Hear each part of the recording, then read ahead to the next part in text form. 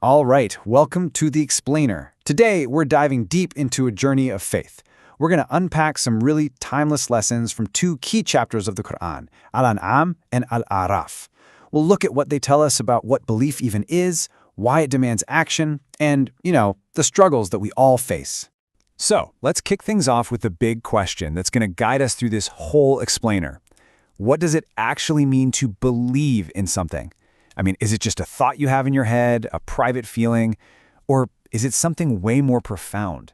First up, we're going to start our journey with a core theme from Surah Al-An'am, and it's all about laying down a super solid foundation. A foundation built on one simple, powerful idea: oneness. Now, at the very heart of this foundation is a concept called Tawheed. So what is it? Well, it's the core Islamic idea of pure monotheism, this belief in the absolute, undeniable oneness and uniqueness of God. And honestly, this one idea, it's the launch pad for everything else we're going to talk about today. And what's so fascinating about this chapter is who it's talking to. It's not just for one group of people.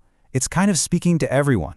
It's there to strengthen the faith of people who already believe, to challenge the ideas of polytheists, and maybe most importantly, to kind of shake things up for those whose faith has just gone, well, a bit sleepy or passive. So let's break down the core difference here. On one hand, you've got monotheism, right? That's an exclusive belief, putting your trust in God and God alone. But on the other side, you have idolatry. And the source makes a really interesting point. It's not just about, bowing to statues. It's about associating anything as a partner with God. That could be relying on worldly power or money or even just superstitions and omens. Okay, to make this feel a little less abstract, the source brings up a really powerful historical figure, the prophet Ibrahim, who you might know as Abraham. His story is incredible. He stood up and completely rejected the idol worship that was common in his community. Instead, he argued for worshiping a single, unseen creator. It's really the ultimate story of sticking to your principles, even when everyone around you thinks you're wrong. So here's the thing. Building that foundation of belief, that's not the end of the road, not even close. It's actually just the beginning. Which brings us right to our second big idea. Faith demands action. And this quote from our source material just nails it. A passive faith is not enough. Belief in God's oneness must be shown through righteous deeds. Think about that. The point is that belief isn't supposed to be some private thing you keep locked up inside. No way. It's meant to be the spark, the catalyst that totally transforms how you actually live your life. We see this kind of contradiction all the time, don't we? Just look at these everyday examples. You can say you believe in honesty, but then your business practices are kind of shady. Well, there's a disconnect, right? Or you can talk about kindness, but then walk right past someone who's suffering. The message here is crystal clear. Your actions are the ultimate proof of what you really believe. History is also full of these incredible transformations. Look at someone like Malcolm X. His spiritual journey completely flipped his worldview on its head, taking him from a place of deep anger to fighting for justice for everyone. Or think about Oskar Schindler. This was the guy who was initially all about the money, but his conscience, that inner belief system, pushed him to do something unbelievably heroic and save all those lives. Okay, so you've got your foundation. You're putting your beliefs into action. You'd think that's it, right? Job done? Well, not quite. According to Surah Al-A'raf, that's the exact moment you step into what's called the eternal struggle. Yeah, this chapter pretty much frames all of human history as one long, ongoing battle. The central idea is that in every single era, in every society, there's this constant clash between truth and falsehood, between good and evil. And where did this all start? Well, the source material traces it all the way back to the very beginning, to the story of Adam and Iblis, or Satan. It was Iblis's act of disobedience, his flat-out refusal to follow God's command, that's seen as the kickoff for this huge cosmic struggle. This theme feels so familiar because it's literally at the heart of our greatest stories. Think about Lord of the Rings, with Frodo and the Fellowship fighting against the absolute darkness of Sauron. Or Star Wars, the classic, timeless battle between the Jedi and the Sith.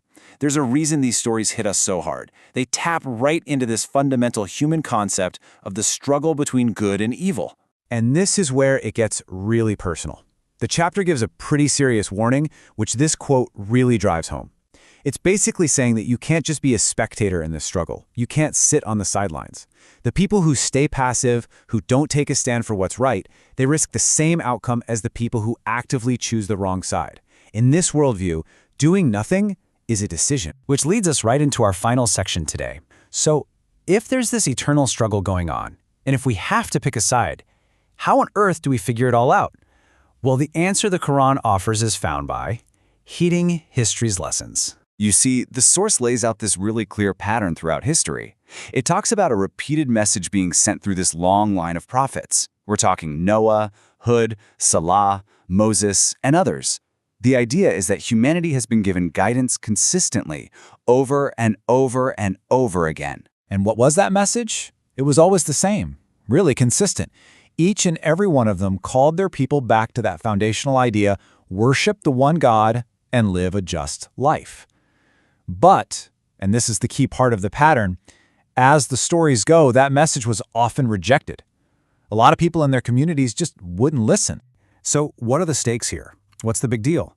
Well, this slide really breaks down the two paths. If you follow that divine guidance, you're on a path to building a society based on morality, ethics, and justice.